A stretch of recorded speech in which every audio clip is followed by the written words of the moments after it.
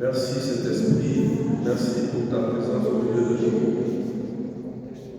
Merci que ton nom soit élevé, que ton nom soit magnifié. Béni sois-tu Saint-Esprit, gloire à toi Saint-Esprit de Dieu.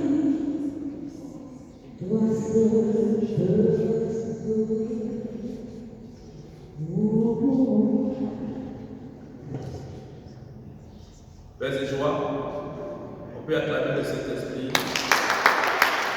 On peut s'asseoir.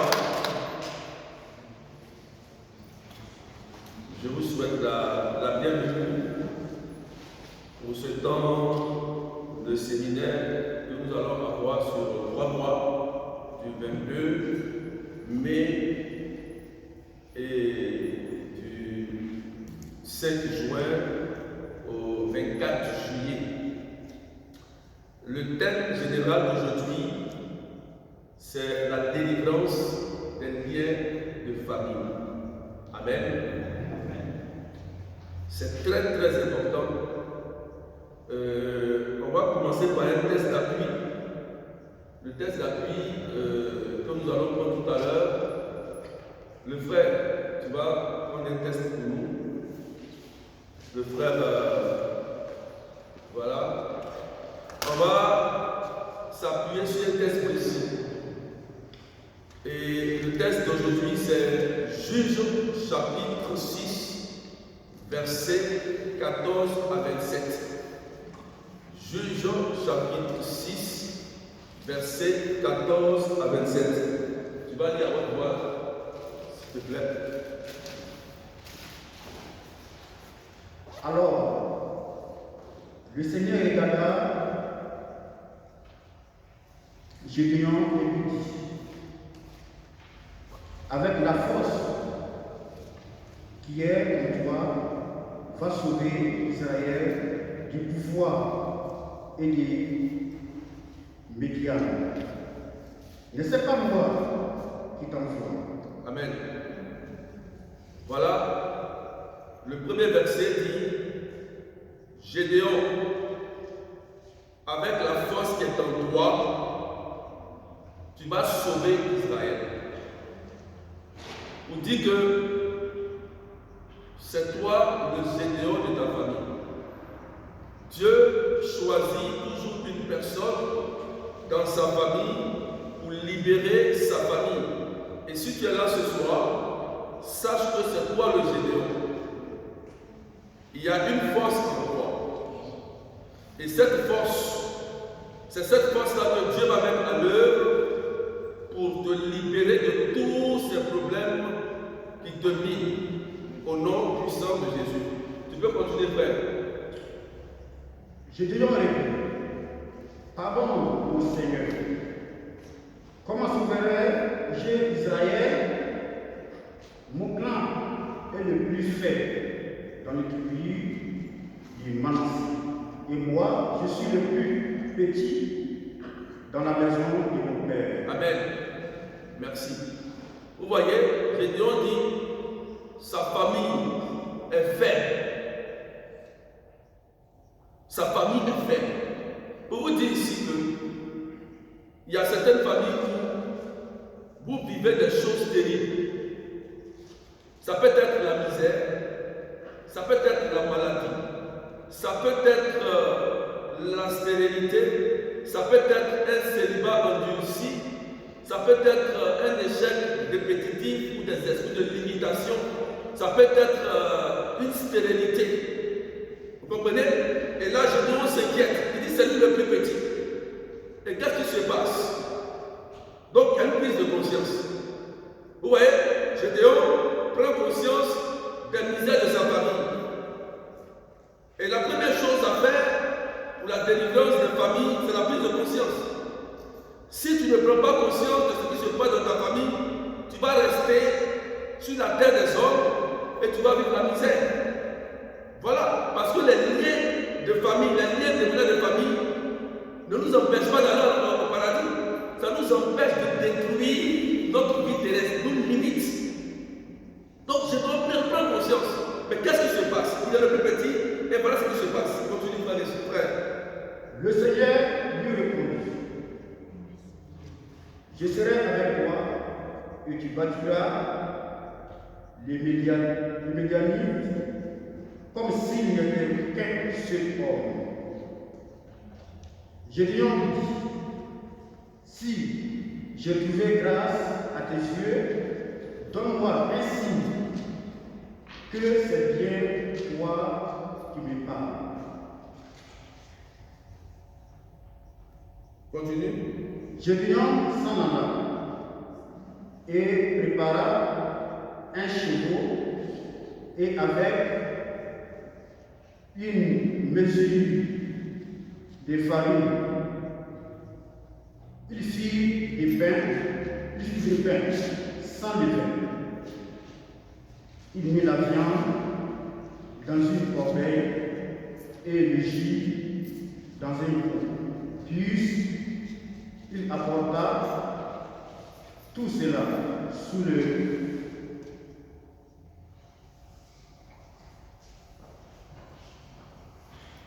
Continue. Sous les térébintes et lui présenta. Continue, verset 20. L'ange de Dieu lui dit, prends la viande et le pain sans levain, pose-les sur rocher et reprends le jus. Gédéon obéit. Alors l'ange du Seigneur attendit le bâton qu'il tenait à la main et il toucha la viande et le pain sans levain. Le feu jaillit de la roche, consuma la viande et le pain sans levain. Et l'ange du Seigneur disparut. Continue. Alors, Gédéon comprit que c'était l'ange du Seigneur et il dit, malheur à moi, Seigneur mon Dieu. Pourquoi donc ai-je vu l'ange du Seigneur face à face? Le Seigneur lui répond, que la paix soit avec toi, sois sa grâce. Tu ne mourras pas. Amen. Amen. Je vais continuer tout à l'heure. Le Seigneur lui dit, sois sans crainte, sois en paix. Dieu dit à Gédéon, je suis avec toi. Vous savez, beaucoup de gens, vous avez peur des mystiques, des sorciers. La première arme, la plus puissante d'un sorcier qui veut tuer quelqu'un, c'est la peur, c'est l'intimidation. C'est ça. Dès que tu as peur d'un sorcier ou d'un mystique ou d'un charlatan, il peut t'avoir facilement. Dans ce texte, Dieu rassure Gédéon. Il dit que la paix soit avec toi, sois sans crainte. Parce que Dieu a mis sa main sur lui pour sauver sa famille. Il y a des gens ici que Dieu a choisis dans leur famille. Vous êtes là aujourd'hui. Ce n'est pas par un hasard que vous êtes là. Dieu a fait son choix. Amen. Continue, frère. Continue. Le Seigneur lui répondit. À cet endroit, Gédéon bâtit un autel au Seigneur sous le foucard. du Seigneur de la paix jusqu'à ce jour. Cet autel est encore en offrande d'Abiezé. Cette nuit-là, le Seigneur dit à Gédéon, écoutez bien cette partie. Prends le taureau de ton père, un deuxième taureau âgé de 7 ans. Puis tu démoliras l'autel de Baal qui est à ton père.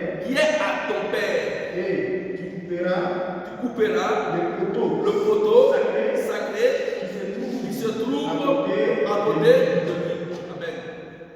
Amen. Amen.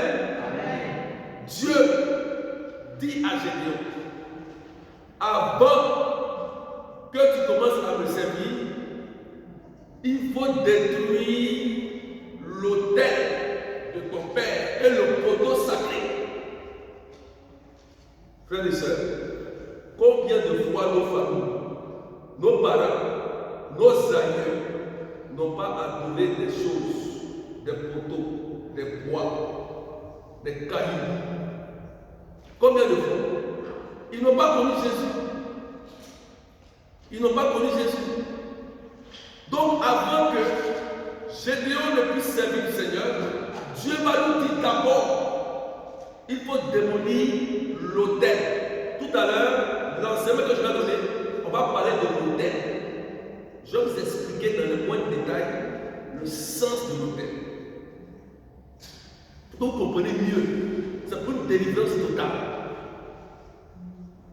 Continue. Tu bâtiras au Seigneur ton Dieu un autel selon les règles. Au sommet de 7 stabelles. Tu prendras alors le 13e taureau et tu le feras en holocauste sur le bois du poteau sacré que tu auras coupé. Continue, dernier verset.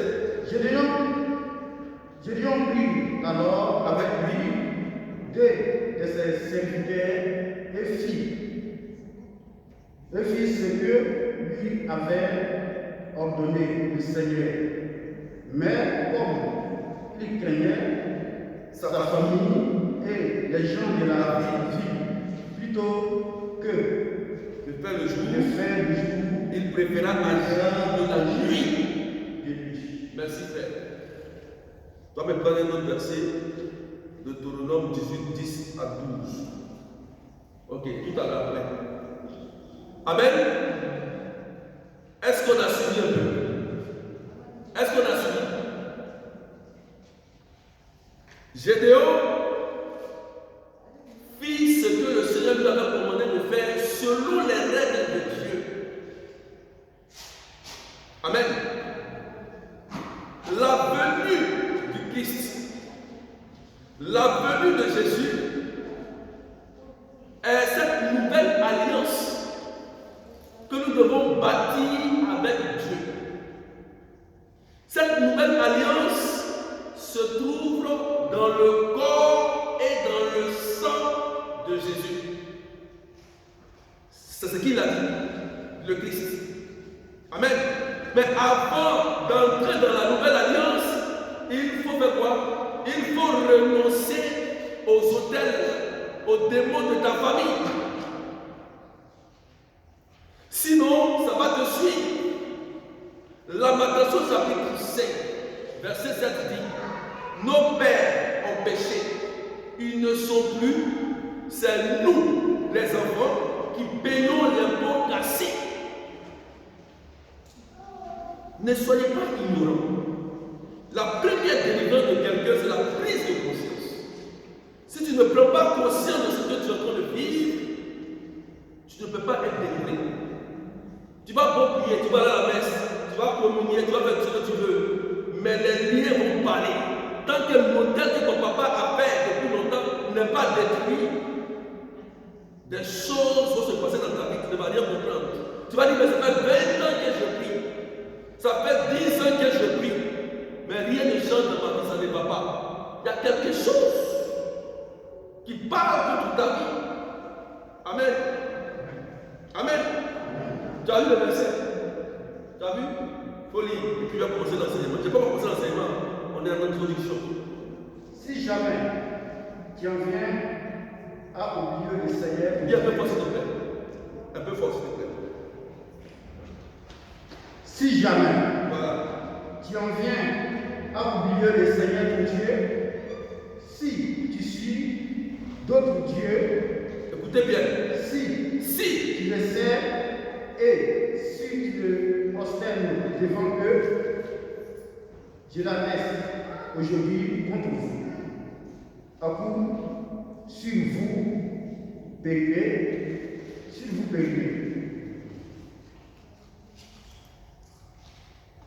Amen. Merci, frère. Que Dieu te bénisse. Tu peux aller t'asseoir, que Dieu te bénisse. Amen. Je reprends. Deutéronome 18, verset 10 à 12. On ne trouvera chez toi personne qui fasse passer son fils ou sa fille par le feu. Personne qui scrute les présages ou pratique l'astrologie, incantation, enchantement. Personne qui use de magie, interroge les spectres et les esprits à coup consulte les morts. Car quiconque fait cela est en abomination pour le Seigneur, et c'est à cause de telles abominations que le Seigneur ton Dieu dépossède les nations devant toi. On a bien compris? Est-ce qu'on a compris? On a compris? Le Seigneur est clair sur ces choses-là. Je vous donne ces versets pour que vous compreniez mieux. C'est pour vous dire, prenez des notes. Parce qu'aujourd'hui, il faut que tu prennes conscience et que tu fasses des recherches. Qu'est-ce qui se passe? Le Seigneur a mis des interdictions. Le Seigneur respecte le premier commandement. Tu adoreras Dieu seul. Dieu seul, il sera ton Dieu seul, le Dieu unique. Mais nos parents ont fait des erreurs, ils se sont trompés. Ce n'est pas de leur faute. Ils n'ont pas compris, ils n'ont pas connu Jésus. On ne peut pas les condamner. Mais ce qu'on peut faire, c'est de demander pardon à Dieu pour que nos parents même soient libérés et que nous soyons aussi libérés. Et si Dieu nous dit de ne pas faire consulter l'astrologie, la magie, les signes zodiaques, quoi encore, consulter les morts. Mais dans notre famille plein ici, quand on va au village, qu'est-ce qu'on fait? Qu'est-ce qu'on fait? On verse la boisson, on consulte, on parle, on invoque les choses. C'est pas ça? Mais Dieu dit quoi ici? Il dit quoi? C'est interdit. C'est pourquoi le malheur frappe, la malédiction frappe. Parce qu'on va parler de ce séminaire, on va parler des hôtels, on va parler des liens, on va parler de la malédiction. Vous allez comprendre pourquoi des choses vous arrivent à votre vie. Vous allez comprendre ce qui vous arrive. Vous allez cerner le mieux de votre problème. Et c'est là que votre problème va s'arriver. Si vous cernez ça, il y a une prière pour ça. On fait la prière, il vient de finir déjà la retraite de 3 jours avec un certain groupe. Ça va tout. Mais ils ont été délivrés, pas possible. Comment tu peux une personne dans leur famille et le meurtre d'arrêt cardiaque? D'arrêt cardiaque. Si quelqu'un doit mourir dans la famille, problème de cœur, il meurt. L'autre, il meurt. Ainsi de suite. Cardiaque. C'est pas normal. C'est une malédiction, c'est un démon qui fait ça. Il faut le chasser. Sinon, il va tuer toute la famille. Amen. Le Seigneur est clair ici. Voilà pourquoi Jésus a envoyé le Saint-Esprit pour nous aider à quitter ça, à nous défaire. Et le Saint-Esprit, il vient pour quoi? Pour nous délivrer. Et les apôtres disaient quoi à Jésus? On ne sait pas prier. Seigneur, apprends-nous à prier. Mais regardez dans notre Père. Regardez à la fin de notre Père. À la fin. Qu'est-ce que le Fils dit à la fin? Le Notre Père qui doit notre Père ici. À la fin, il dit quoi? À la fin, il dit quoi? Mais je vais entendre. À la fin, il a dit quoi le Fils? Le dernier, la dernière prière. À la fin. Hein? Mais, il a dit mais. Mais, il a dit un mais, Jésus.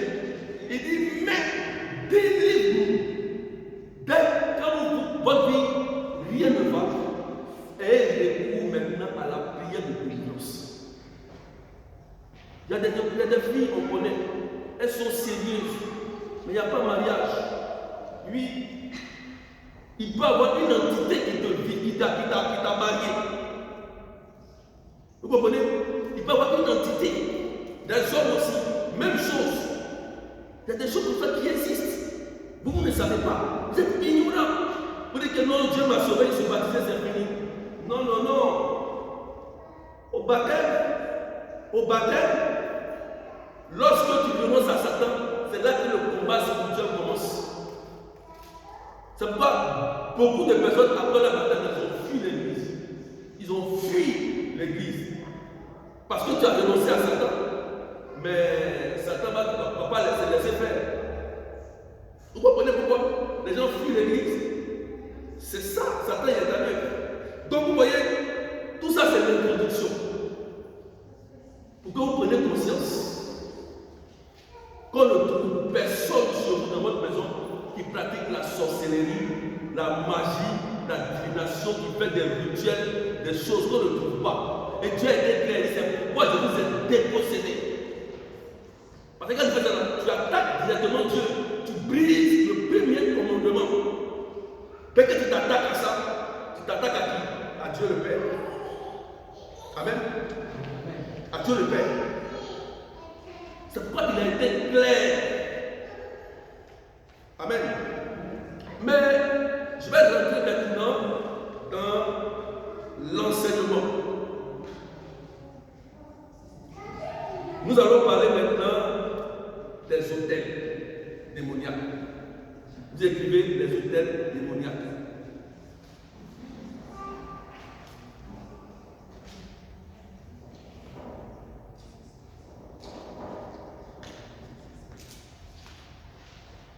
Donc dans le texte,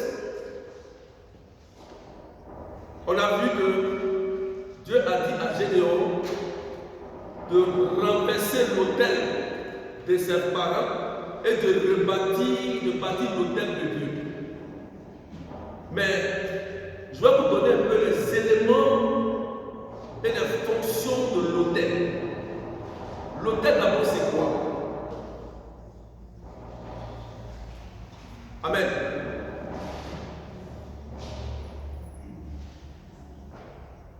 L'autel d'abord c'est quoi?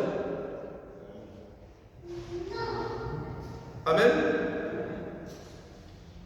On fait un peu de silence. On fait un peu de silence, s'il vous plaît.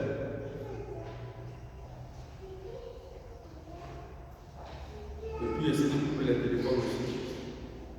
Mettez sur vibreur. Nous sommes à un séminaire.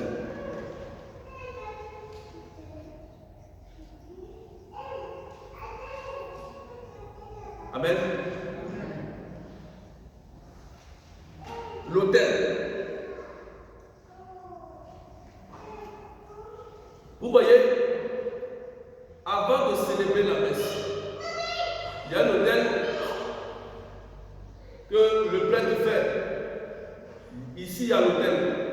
S'il vous plaît, si les enfants vont du bruit, allez un peu dehors, s'il vous plaît. Nous sommes un séminaire.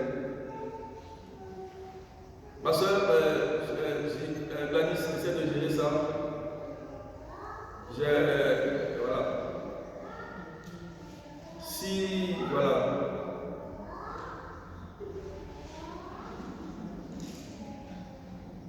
Amen. On se concentre, s'il vous plaît. On me regarde. Voilà. Vous voyez dans la messe, le Père fait l'autel. C'est pas ça? Hein? Il y a un hôtel ici. Vous comprenez? Ce n'est pas dans le hasard. Ce n'est pas dans le hasard. L'autel, c'est l'endroit où Dieu se trouve. C'est pourquoi quand on passe ici, vous voyez, on s'abaisse. Parce qu'on sait qu'il y a un Dieu qui est là. Amen. Amen. Parce qu'on sait qu'il y a un Dieu qui est là. C'est pourquoi on s'abaisse. Donc, comme Satan aime copier pour Dieu, il a perverti l'autel. Vous comprenez? Il a perverti l'autel. Donc lui autel pour pouvoir détruire les enfants de Dieu. On est d'accord? Il crée son autel. Mais qu'est-ce qu'il va faire? Regardez un peu dans Apocalypse, chapitre 16, verset 7. J'avais dans le texte. L'autel. Vous allez voir pourquoi l'autel est où se trouve la présence de Dieu. Apocalypse, chapitre 16, verset 6-7. Amen.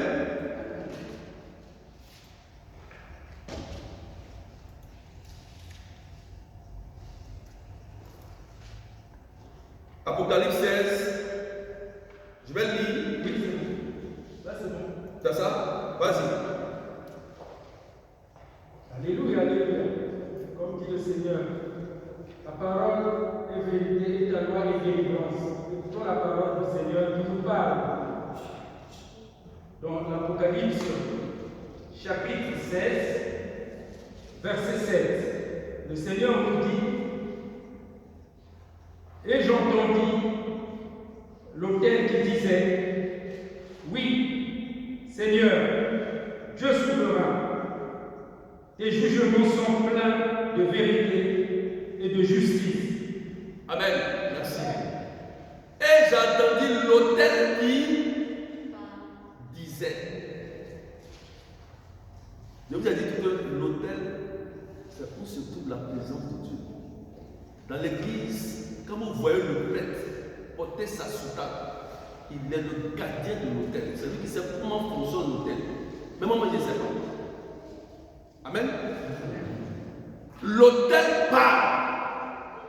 J'ai entendu l'autel. Premier point, l'autel parle.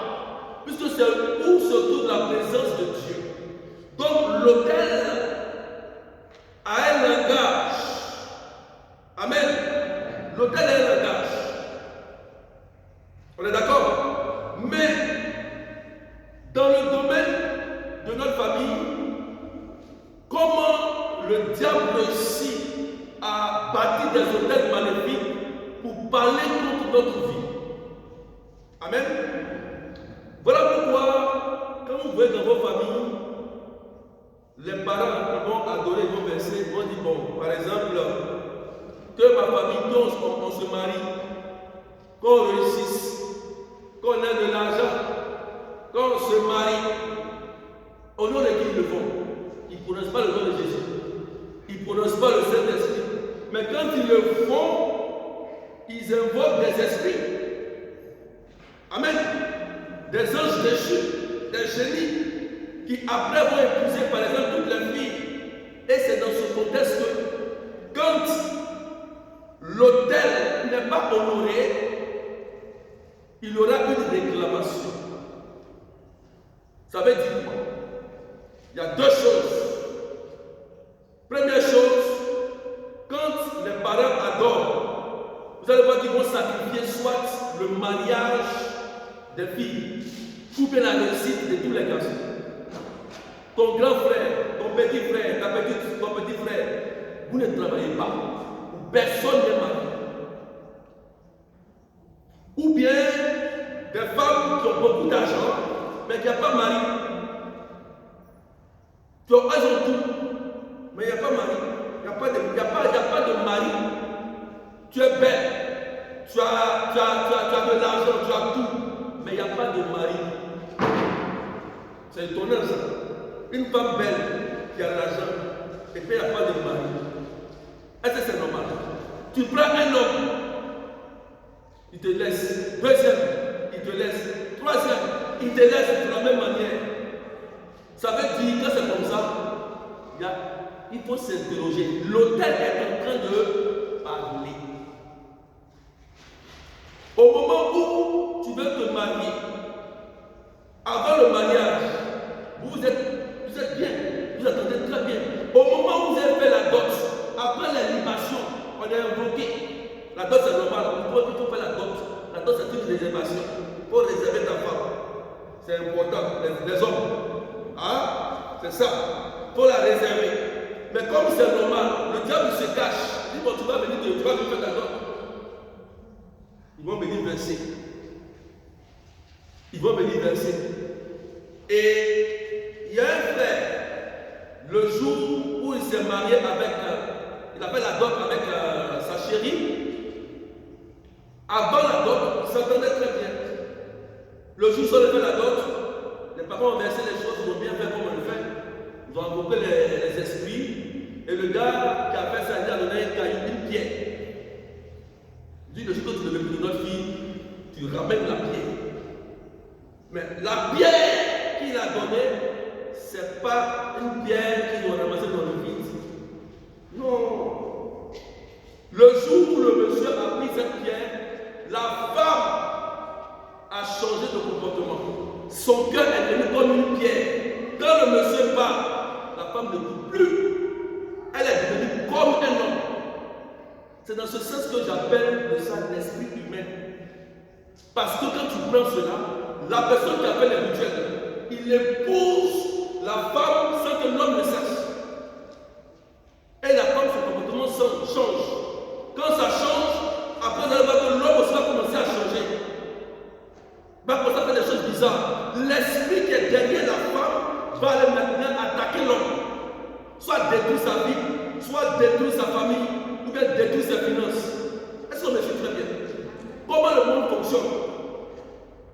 Vous comprenez? Tu vas commencer maintenant à voir que tous les hommes avec qui tu sors te quittent de la même manière.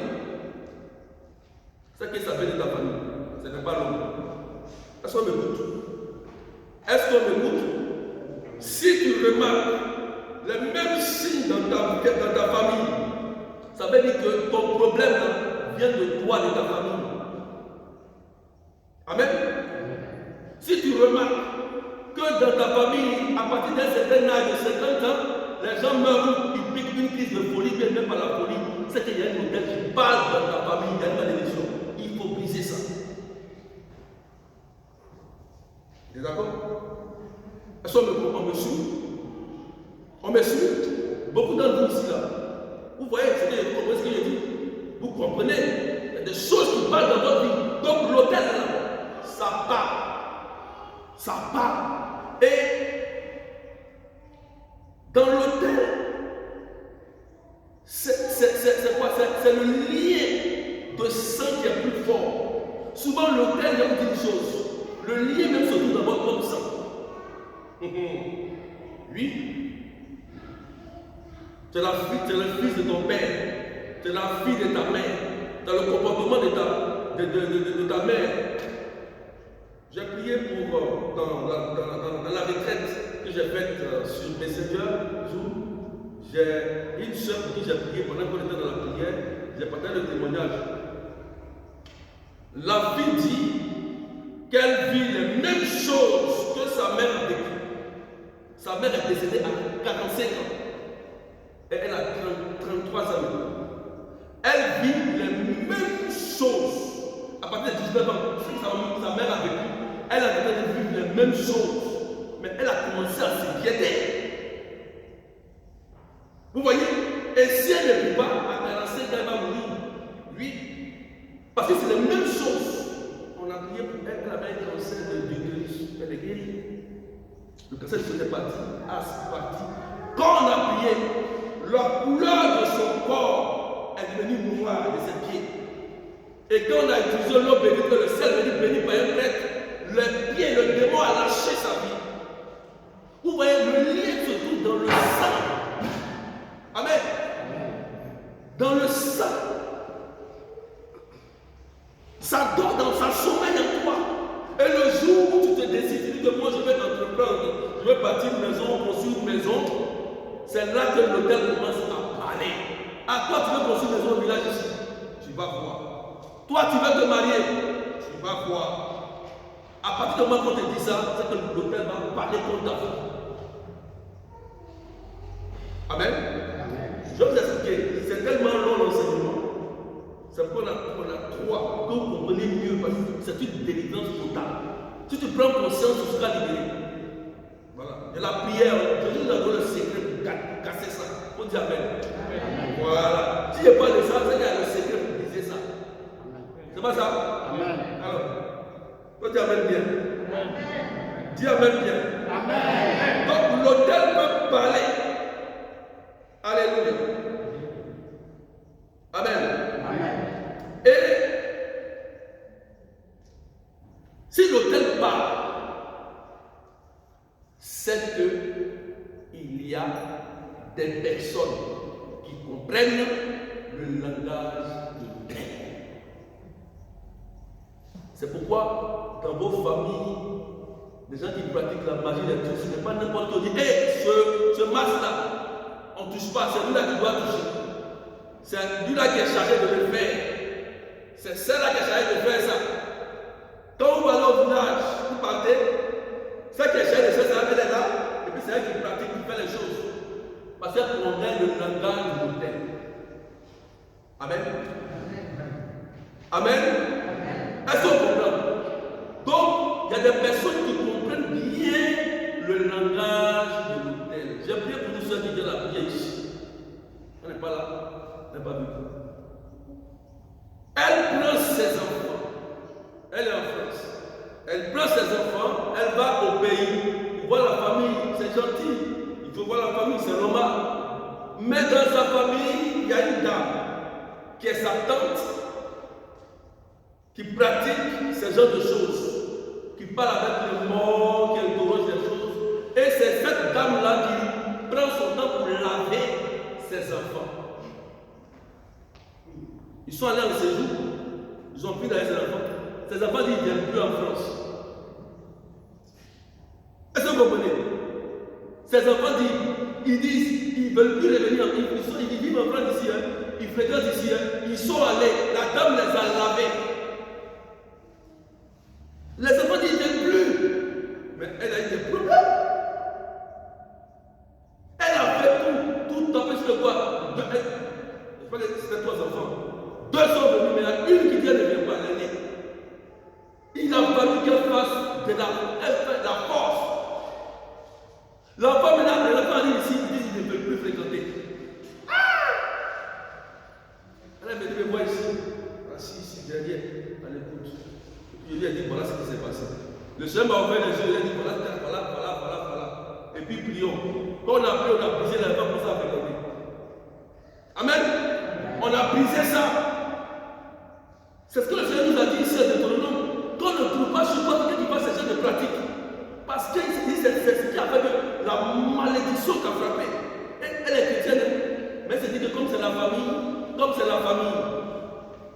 mais il y a des répercussions derrière. Amen.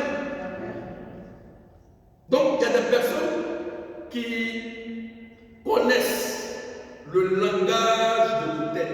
Mais je vais parler d'abord de l'homme fort. L'homme fort. Prends-moi le texte de Marc 3, verset 27. Quelqu'un prend Marc 3. Tu as ça aussi, Matthieu. Marc 3, verset 27. Marc 3, verset 27. Je vais vous parler de l'homme fort. L'homme fort, dans chaque famille paternelle et maternelle, il y a un homme fort. Ça peut être une femme, ça peut être un homme. Ça, c'est vrai. Je vous le dis. C'est vrai. Dans chaque famille paternelle et maternelle, il y a quelqu'un qui détient le pouvoir de la société de la famille. Lui veut contrôler toute la famille. C'est des gens qui sont très puissants, très dangereux. Et rarement, ces gens ne se compétissent pas. Parce qu'ils font un impact avec le diable. Est-ce qu'on me suit très bien? Marc, qui a trouvé le texte? Marc chapitre 3, verset 27. Vous allez comprendre. Amen. Ceux qui connaissent le langage, je vais vous donner le nom de ceux qui connaissent le langage. C'est pourquoi la première chose à faire, il faut connaître l'homme fort de ta famille. Amen. Amen. C'est des